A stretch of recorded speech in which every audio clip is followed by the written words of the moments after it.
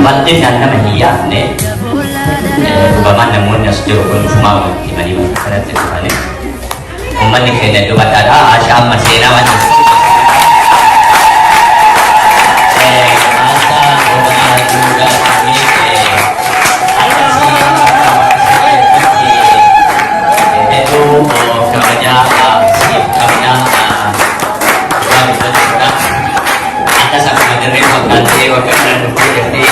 Dia tu asal mungkinlah kamajasi kamna itu galat suami murti dan purat pun non jenuh murti sedang campur non itu kulpa tu galat suami bagai naga gete naga ande bitayana nutai tepatu ada raja kafe asal Queen Oromia Siat jadi bukan Queen Oromia jadi moga sudah kamu state undang mereka cisu kamu garo ada raja kami Ashani Queen Oromia Siat atas itu hamle kena Liga maksudnya nase Abdul Ashani akal dengan itu Abdul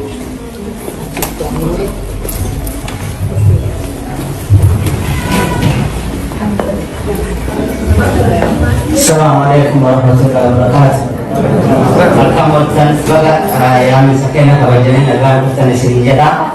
Operasi Ashas bagara binagan sigace anagan sigace Ashan dubarti namni hundi ofirran murtese murtiya kasin fudate kanam fudatu duga da Asha da wantu kun haramiti no fi made isin duranis qarso bilisumma oromo kesa turte dubartii hidhattee bilisummaaf walabummaa oromootiin qabsaa turte kana isiidhaaf waan xiqqaa ta'uu danda'a. Isin hin dhaabini asitti illee takkaan dhaabne hima nageenyaa waan isin dalaytu tanattis quufuu dadhabdee kaatee akka dhiiratitti lafaa gana fagaattu deemtee bakka akkasii dhaytee deebi'uun waan nama ajaa'ibsiisu odoo ka dubartii taate haga kana goote osoo dhiira taate hagam gooti waan nama ajaa'ibaati rabbi isii haa galatoonfatu muraada rabbi bakkaan haa ga'u waan isii yaaddisa rabbi bakkaan isii haa ga'u jedha hunda keessanuu bilisummaa bareeddu rabbi isin haa gammachiisu rabbi isin haa bilisoomsu yaada muraada keessa rabbi haa ga'u akkasii inshaallah addunyaatti maqaa gaarii argatte kuwiitii Oromoo akiratti illee warra maqaa argatu rabbi si haa taasisu. Addunyaa akiraa isii rabbi haa bareechu. Akkasuma hunda keenya rabbi haa bareechu. Hin beeytanii jiruu lama qabnaa jiruun takka taama keessa jiraannu tana takka ta'itti deemnu warra gandi lamaan isaa bareede rabbi si haa taasisu. Nu hunda rabbi haa bareechu. Jalqaba keenya rabbi haa tolchu. Booda keenya rabbi haa tolchu. وصلى الله وسلم على أشرف الخلق. Ijabina kenne waan garaa keessatti qabatame yaadatamu iddoo ga'u ofiisuun salphaame. Na Waaqayyo ayyaana ishee fi qabaayisu ijaabaa ta'es immoo Waaqayyo galateeffannaa. Wanta tokko abjuu godhatanii ka'uun salphaame. Abjuu ofiisin booddoo dhanga'uun salphaan ta'u. Kanaafi abjuu qabdii obboleettii ga'e. Abjuu Waaqa isheef kennee jechaadha. Abjuu ishee iddoodhaan haa ga'u jennee kadhanna. Kadhan namni keenya yookaan sagalee Waaqayyoo maal jedhaa kadhadhaa'edha. Waaqni tokko namni karaa baay'eetti beekumsa Waaqayyoo akka barbaade akka sagaleetti yoo hiikateyyuu Waaqni tokko inni nama dhaga'u inni nama gargaaru innaa hin kadhanna. Yaa Waaqayyoo guddaan si galateeffadha. Ati mul'ata laattee fi humna laattee fi abjuu ishee kana dhaqxe ijaan akka agartu warra kanaan abjoonnu abjuu kana keessa jirrus immoo nu gammachiisuuf onnee nutti hiruuf ati yaa Gooftaa jajjabina jaalaatte galanni siif haa ta'u. Ammas immoo yoo ta'e ishee kan fakkaatanii namoota baay'ee ka'anii dhugaaf dhaabatanii dhugaaf lolanii dhugaa gonfachuu akka danda'an ati isaan gargaari. Hundumtu harka kee jira yaa Gooftaa. Yoo ati namatti araaramtee yoo ati karaa nama agarsiistee yoo ati humna namaa taate yoo ati nama barsiiste hundumaa iddoon ga'uu hin danda'ama. Kanaaf hunduma keenyaaf iyyuu hawwan keenya iddoodhaan nu ga'uuf fedha kee haa ta'u. Sitti dabarsinee ilaalla harka keenya obboleettii keenya ijaa gammachiistee nuti immoo waan isheen hojjette akka gammannu ijaa nu goote galanni siif haa ta'u. Maqaa Gooftaa keenya Yesuus Kiristoosiin Ameen. Kahamilee godhee marti keessanuu asii argamu keessaniif akka malee natti dhagahame gammachuu hin hedanne yookaan hin seene tokkotu na dhagahame galatoomaan isin jedha irra deebi'e.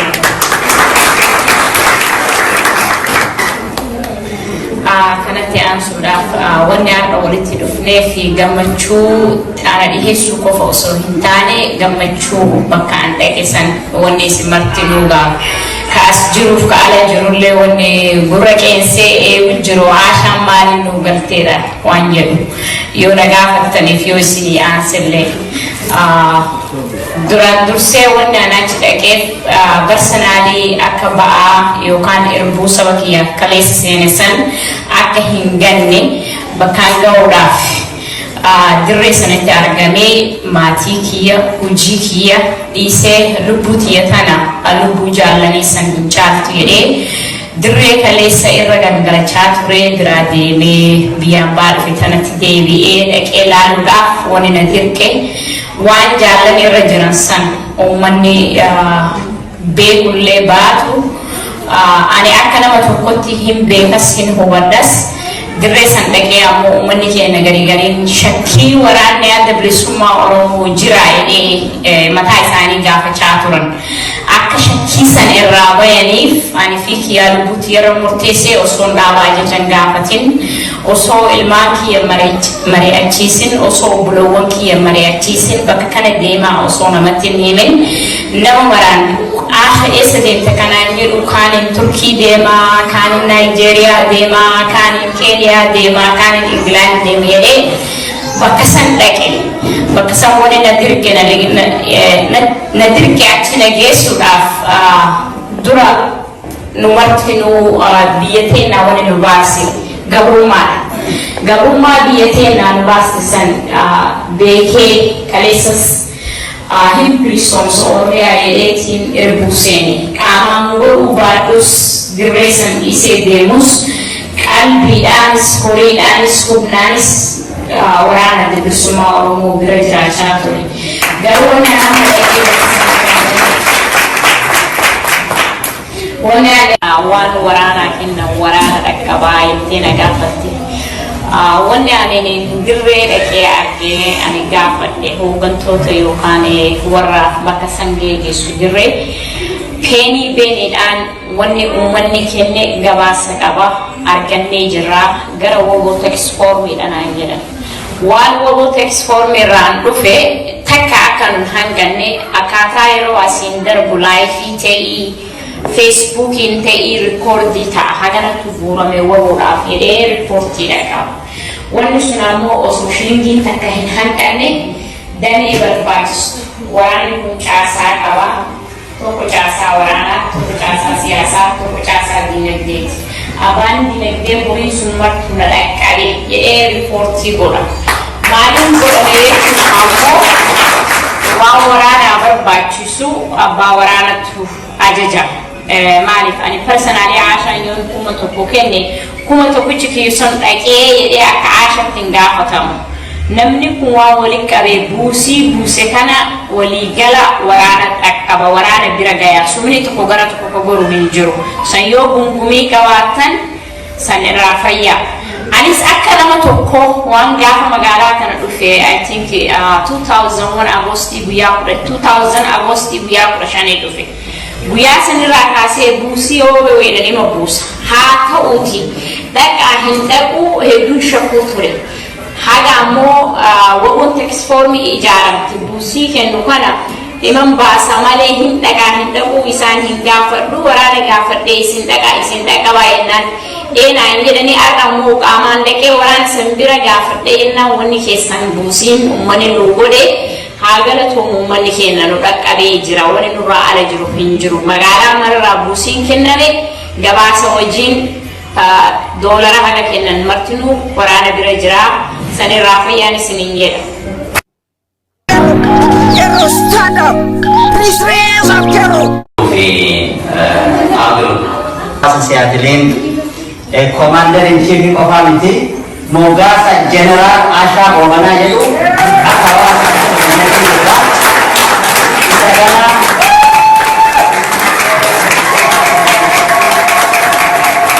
Commander in Chief jechuun ajajaa olaanaa jechuudha. Garuu General jechuun ajajaa waliigalaa waraana keessatti aangoo olaanaa Generala Simala General Elmeri Jema akkuma jedhamee achi keessatti Commander in Chief ajajaa waliigalaa achi keessa jira. Kanaaf Tsaggaayee sartifikeetii kana dubbisee haala afnaadhaadha jechuudha.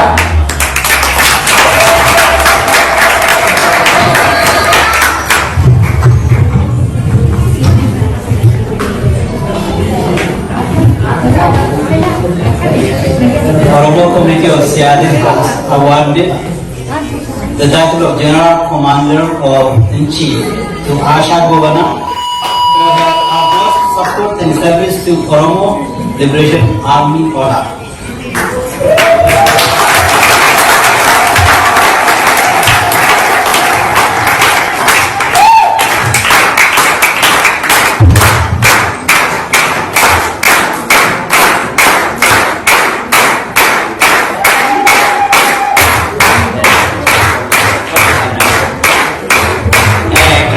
Sudan Munibaan waan kana fakkaatu qopheessite Munibaan jechuun isiidha Tsaggish kanas Jeneraal Aashaa Boobanaatiif nu kennedha jechuudha.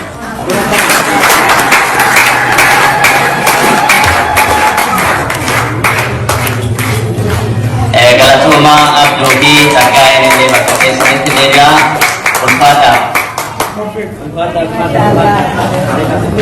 Ya. Obboleettii keenya baay'ee galateeffadha. Hundi keessatti galatoomaa wanta dhuftanii obboleettii keenya simattanii. Obboleettiin keenya obbolaa keenya bira dhuftee hin beekna. Gabaa uffannaa kana uffatanii gabaa keessa dhaabbatanii isa tokkoof qoricha baay'ee itti gammada uummata Siyaatil waan galata keessan waan jedhee deebisuu hin beeku. Galatoomaan isiniin jedha. Maqaa hin seenanne yookaan hin eegganne argachuudhaaf hedduu gammada. Galatoomaan isiniin jedha.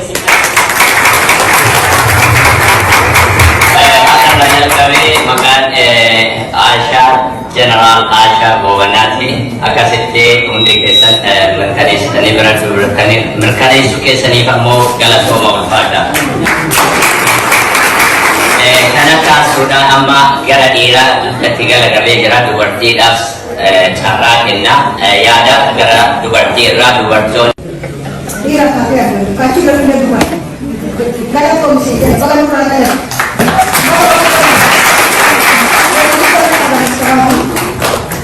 simbol bona budaya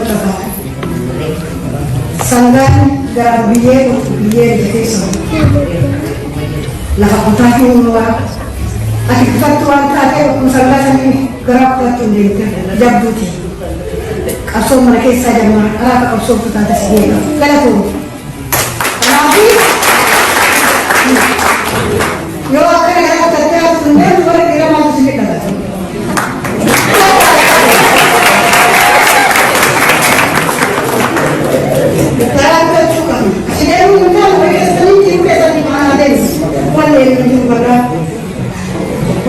segala kehebatan maka kita masih kuat galatu masih waktu galatu karena jalan aku mau tahu dari jalan karena hibar bisi haru jadi bodoh Yusuf lammin tesi jalan lammin tesi tolong oke kabajaran ni jadi mudiste kabajaran seperti apa lamin tenya teruramin teruanti hai si kaza tushir badan nama lama dam sekap di kawana laman warna kertas kejar pada galasan ibu hadiahnya kudan seserap ramu Sering naga disisi, dia di mana gayo?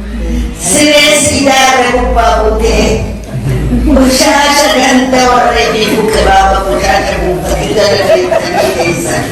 Semua dikona gati.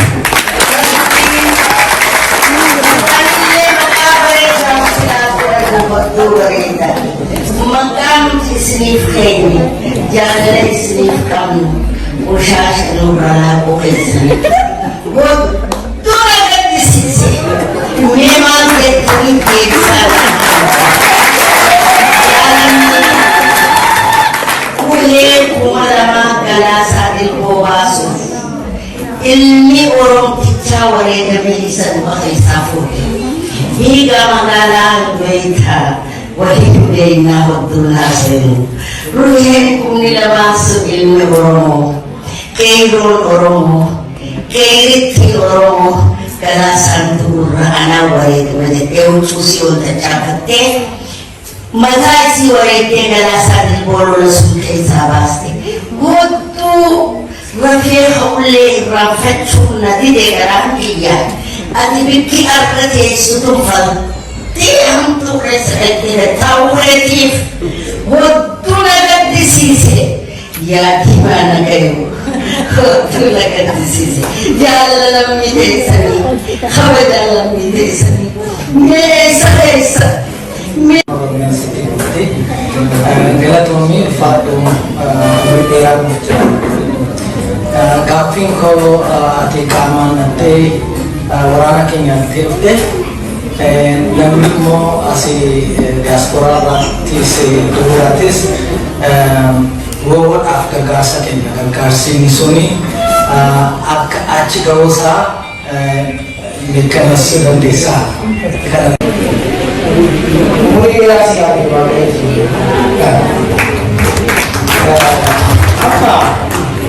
Macam kita sama dengan model sama seperti waktu berakhir sama kita kita siap. Ambil beberapa cases. Bahwa kan seperti Agenda fundraising कैसा जरा योगा कैसा ये समझना मशा पोते करना सुना सस्पेक्ट का नॉन तेंगेचा akan dihukum Islam bukan mungkin dari mungkin yoga waktu fundraising kami itu kalau sih Islam biasa mungkin sekarang itu orang dalam rumah kundi saya jalan sampai tahu Problema dia di mana orang semara mesti jadi jalan berarti kudu jauh. Gak ada yang kefin nasi kudus